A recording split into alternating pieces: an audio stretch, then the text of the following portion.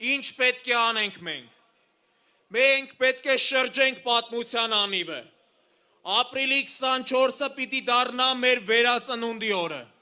Ապրիլի 24-ը պիտի դառնա որպես ազգ այլևս երբեք չպարտվելու որոշում կայացնելու օրը։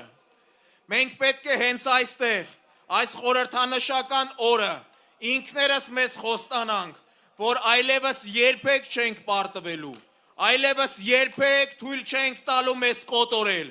այլևս երբեք թույլ չենք տալու մեզ ցեղասպանել, հայրենազրկել եւ դարձնել օտարական սեփական հողում եւ հայրենիքում։ Մենք պետք է ոտքի կանգնենք, որովհետեւ ինչպես ասել է Սարգիս Զեյթլյանը, սողացող ազգերը դատապարտված են գետնի տակ մտնելու։ Ոտքի կանգնող ազգերն են, որ իրավունք են ստանում գոյության։ Սիրելի հայ ժողովուրդ,